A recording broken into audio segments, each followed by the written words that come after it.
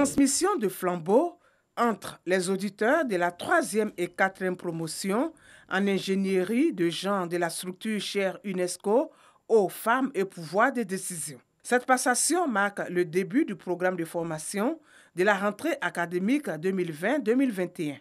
Nos formations sont généralement organisées autour de 3 compétences. La première compétence vise à donner un cadrage autour des éléments conceptuels et des enjeux qui sont liés aux problématiques qui sont généralement soulevées en rapport avec les questions de genre.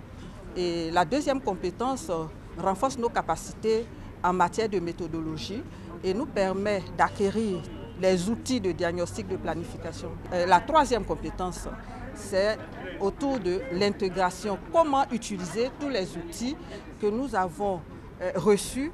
Cette session de formation, la 4e du genre, concerne plus d'une 50aine d'auditeurs et va durer 9 mois. Le programme de formation en ingénierie de genre vise à impulser une nouvelle dynamique quant à la prise en compte de l'approche genre dans les programmes et projets.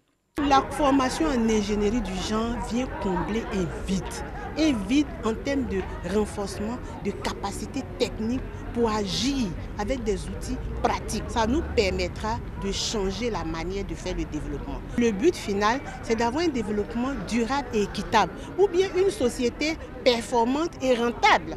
Pour l'année académique 2021, la formation sera doublée d'une spécialisation afin de se spécialiser dans un domaine qui leur convient, notamment en leadership et management.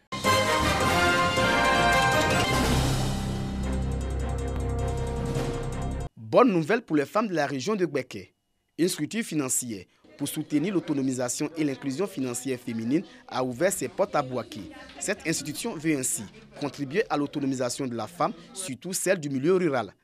Des prêts conséquents seront octroyés pour la création ou le renforcement des activités génératrices de revenus. Pour cette structure, toutes les femmes seront accompagnées en fonction de leurs besoins. Les autorités locales se réjouissent de l'ouverture de cette microfinance. Vous savez combien le rôle des femmes est important. Et en ce jour, je voudrais remercier ce clin d'œil particulier qui est fait. Plusieurs responsables d'associations féminines disent attendre beaucoup de cette structure financière. Nous travaillons dans les associations.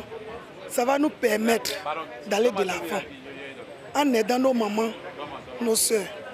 Ces agences nous accompagnent de la production jusqu'à la commercialisation. Et dans la commercialisation, il y a toujours les transporteurs.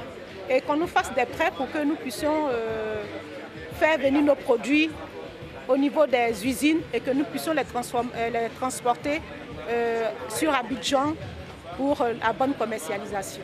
L'agence de Bouaké est la 4e de cette structure financière ouverte en Côte d'Ivoire.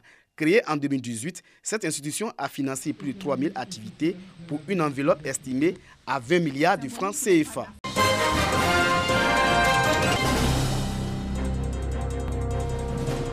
50 observateurs déployés dans la région de Gbeke par la plateforme de la société civile pour la paix et la démocratie dans le cadre des élections des députés du 6 mars dernier. Ces observateurs ont suivi de bout en bout le processus électoral, de l'ouverture des bureaux de vote à leur fermeture en passant par le vote, le dépouillement et la proclamation des résultats. Pour cette plateforme de la société civile, le scrutin législatif s'est déroulé dans les conditions dictées par le code électoral. Sur la base des différentes informations collectées auprès de nos 50 observateurs électoraux déployés dans la région de Gbeke, le jour du scrutin et de nos sources considérées fiables, la PSCPD note que le scrutin s'est globalement bien déroulé en dépit des cas isolés de dysfonctionnement. Pour les joutes électorales à venir, Soumaïla Doumbia fait des recommandations à la Commission électorale indépendante, CEI, aux candidats et à la population. À la Commission électorale indépendante, prendre les décisions adéquates pour que les bureaux de vote ouvrent et ferment effectivement aux heures prévues, ce qui suppose la mise en place à temps des documents et matériels électoraux aux candidats et aux candidats. La PSCPD encourage les candidats à continuer d'observer l'esprit de fair play qui a prévalu jusqu'à maintenant. Les observateurs de la plateforme de la société civile pour la paix et la démocratie étaient composés des chefs traditionnels, des guides religieux, d'ONG et des syndicats. Pour la présidentielle d'octobre dernier, cette plateforme a déployé 60 observateurs dans la région de Gbeke.